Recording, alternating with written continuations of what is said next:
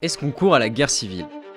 Ces derniers temps, avec les élections présidentielles, on voit les différentes personnes se radicaliser, à l'extrême gauche, au centre, à droite ou à l'extrême droite. Les Français, les Européens ou les Occidentaux de manière assez large s'engagent finalement assez peu dans la vie politique concrète. Et ça peut s'expliquer très simplement par le confort apporté par nos sociétés contemporaines, aussi bien d'un point de vue politique, économique ou sanitaire. Aujourd'hui, seulement une minorité de personnes qui, eux, au contraire, manquent de ce confort-là, manifestent leur mécontentement dans la vie publique. Mais pour la plus grande partie, ce mécontentement se manifeste autre part. Mais où alors? Ces dernières années, le nombre d'utilisateurs sur les réseaux sociaux a littéralement explosé. Plus d'engagement, plus de commentaires, plus de partages. Leur unique but à Instagram, Facebook, Twitter, TikTok ou YouTube, c'est de nous faire rester. Et pour faire rester ces utilisateurs sur les réseaux sociaux, les plateformes utilisent plusieurs moyens. Et un des moyens qui est très efficace, c'est de considérer les utilisateurs comme des personnes vivant dans différentes bulles idéologiques. Ainsi, la plateforme vous encourage à participer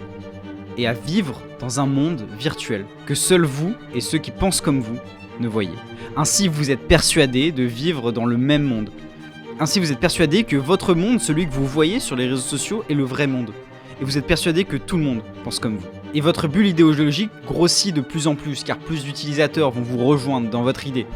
Mais à côté de vous, juste à côté de vous, une bulle que vous ne voyez pas. De temps en temps, vous la voyez. Alors, vous recevez de la haine ou vous envoyez de la haine, parce que vous ne comprenez pas. Et c'est là que commence la guerre civile du futur. Si vous êtes abonné aujourd'hui au Crayon, c'est sans doute que nous étions nous aussi dans une bulle. Est-ce qu'il serait pas temps d'éclater ces bulles? Est-ce qu'il serait pas temps, enfin, d'essayer de se réunir? Rendez-vous vendredi à 17h.